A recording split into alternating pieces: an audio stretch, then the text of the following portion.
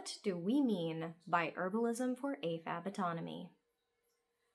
Herbalism for AFAB autonomy falls under the umbrella of our other courses on herbalism for activism, or herbalism as a form of activism. We have been teaching classes on herbalism for activism and the history of such and various things that herbalists can make to assist everyone from street medics to collectives to their communities since we founded our very first nonprofit in 2014. We now operate as a different legal entity because it allowed us to do more things, but the courses remain one of our primary offerings to our community and the members therein. We have taught this particular course before. It had a different name then. We offered it on YouTube, a lot of the videos got taken down, and so we moved it as the very first course that was offered through the alpha version of our seminary at sanctumofthecraft.org. That course is still up. Year 1 of the alpha version of the course on herbalism for AFAB autonomy under its original name still exists on our learning management system. People can enroll in it, people can take it. So if you do not want to take this one that is just now starting and you want to go take the other one that's already done, by all means do so. That information that we put out there is still accurate to the best of our knowledge, and if you're in a hurry, you can do that. Additionally, we are moving that course to our Patreon, where it is available. I've been posting about 1 to 2 videos of it a week to Patreon. So if you go on there and you find herbalism for AFAB autonomy in our collections, the videos are on there. Our Patreon starts at $1 a month. But our students recently voted that this was an important topic that people needed access to, and that we should try moving it back to YouTube using very careful language. Hence the title of this course, Herbalism for AFAB Autonomy. This very first class is going to be rather short. I'm going to explain what the course is, how it is structured, where the information can be accessed other than this course on YouTube, and who the hell we are that we are teaching this in the first place. Let's get into it. So, to start with, we find that this information is getting harder and harder to find, and when it can be found, it is often rife with dangerous misinformation and disinformation.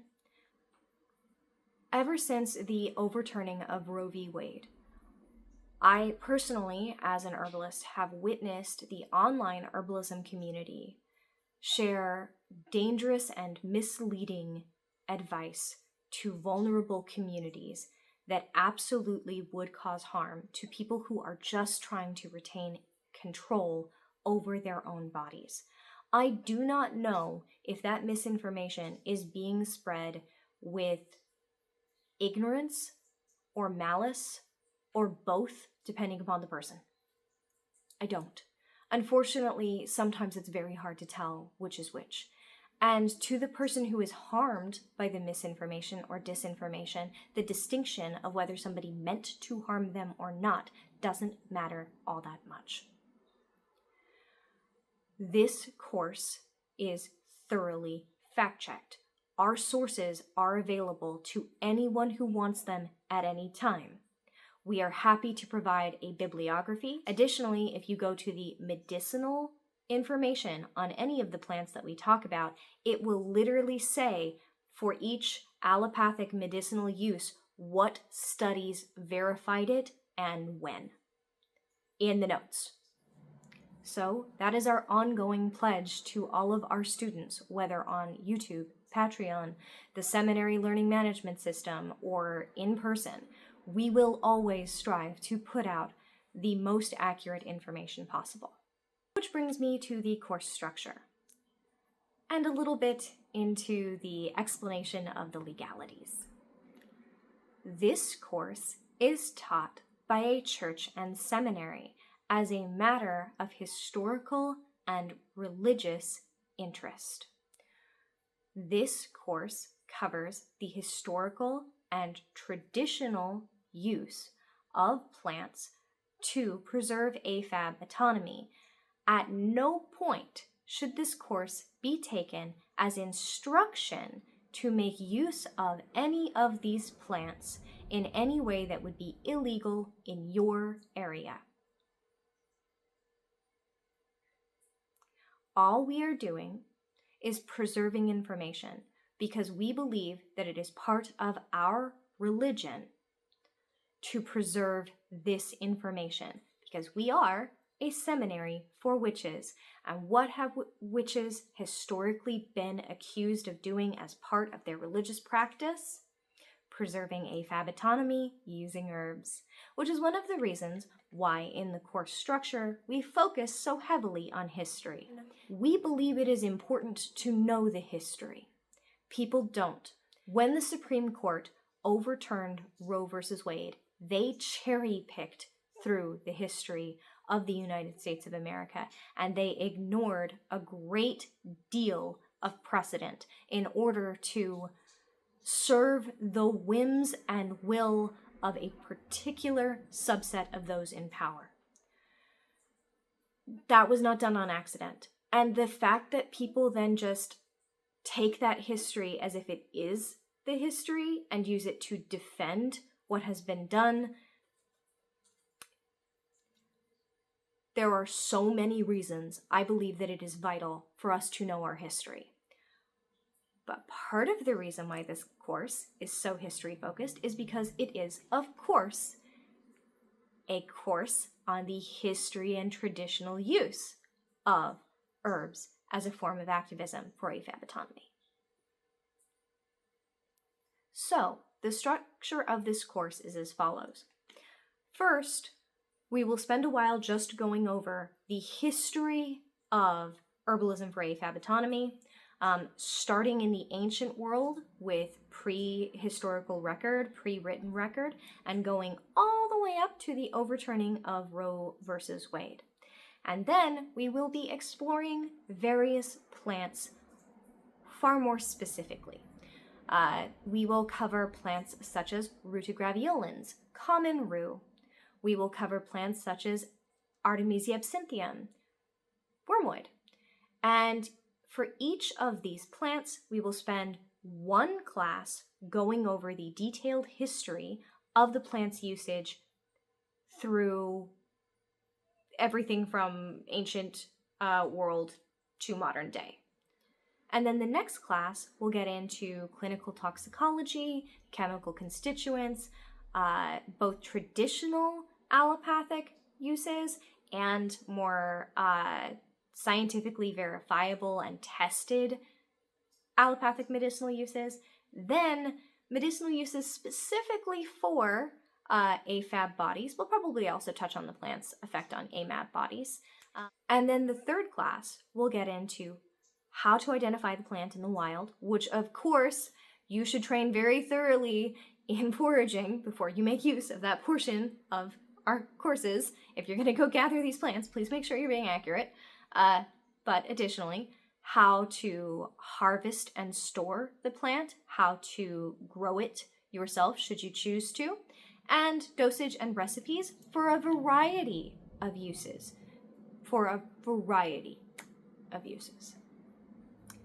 Okay, that's the course structure. Lastly, I said that we would touch on who the hell we are and who the hell I am that we are offering this course in the first place.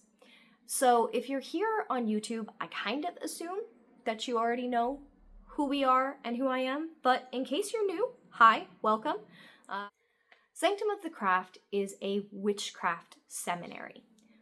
We operate as a church, and then we have a seminary associated with our church. Our religion is witchcraft. Specifically, we believe that there is a religious role of the witch, using that language in English to describe a role that dates back all the way to ancient Mesopotamia and can be found in many cultures around the world.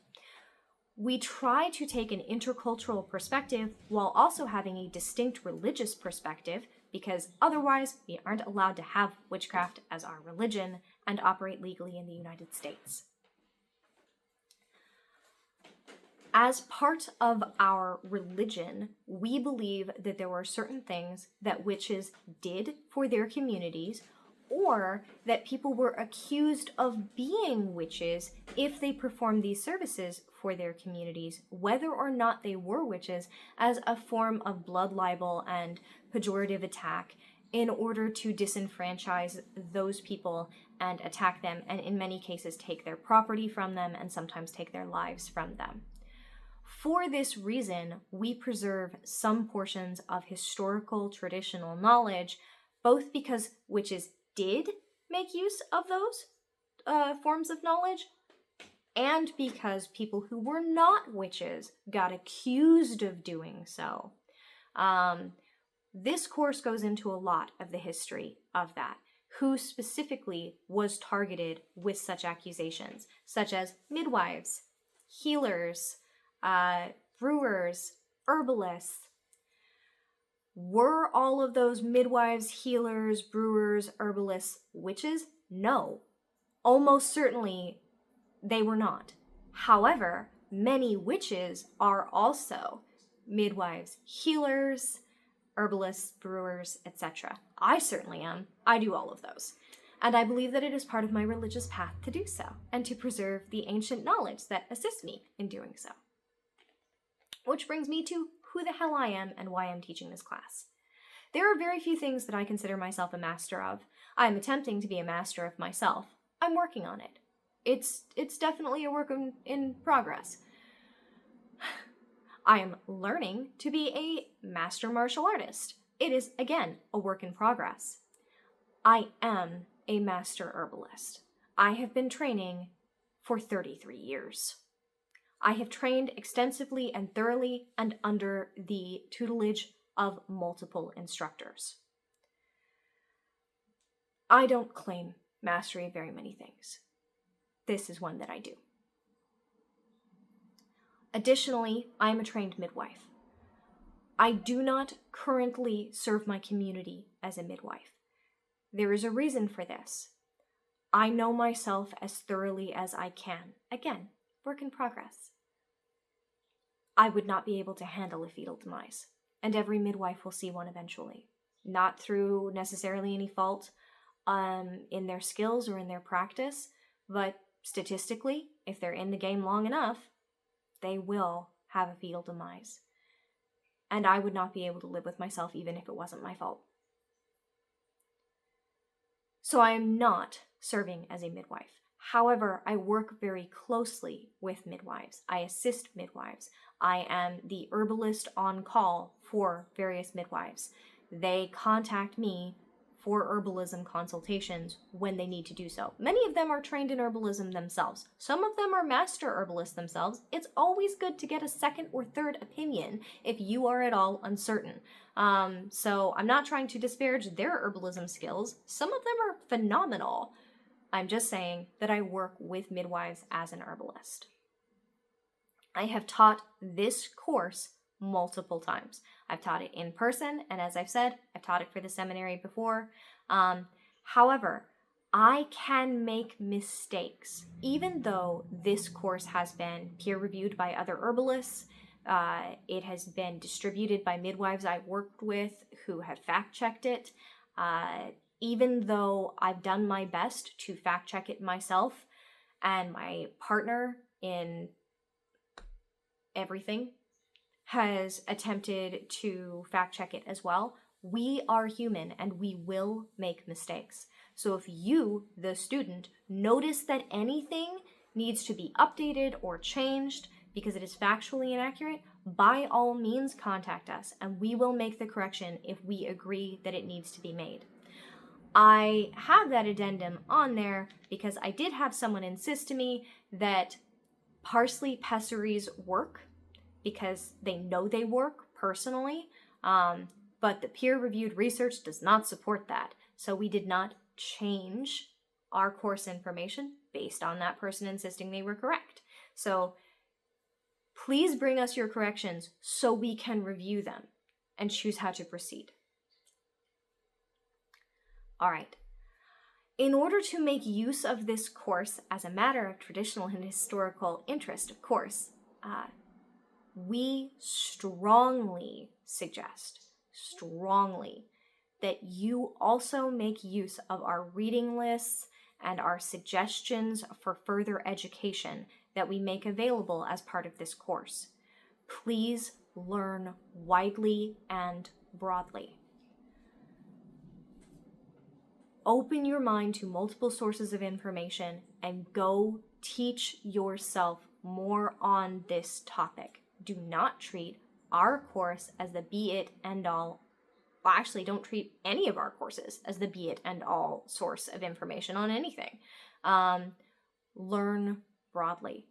If this was the seminary, I would make that a requirement. Our seminarians have to prove that they are learning from sources other than just us. Because this is a public YouTube video, I can't actually make you, but I really suggest that you do so. We have a reading list for this course. We have suggested supplemental materials. Please make use of them. Okay. Please remember to like, if you haven't already, subscribe, and leave us a comment. Comments boost our content and help us reach more people.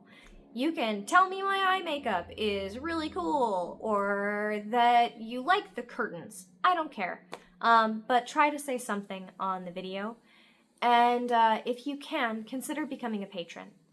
We don't make any money from Sanctum of the Craft. Absolutely everything goes into paying for the programs that Sanctum of the Craft puts out for the community. But we definitely need some funds coming in to pay for the booklets that we are printing and distributing at mutual aid centers over the next few months on crisis preparedness, things like go bag lists and how to evacuate from a fire and what to do if ice comes knocking. So if you become a patron, that's where your money's going right now. You can find us on Patreon at patreon.com/Sanctum of the Craft. You can also find the rest of our seminarian-only courses, which go into a lot more detail than we ever put out on YouTube, at sanctumofthecraft.org/seminary. Again, that's sanctumofthecraft.org/seminary. Be safe out there, everyone.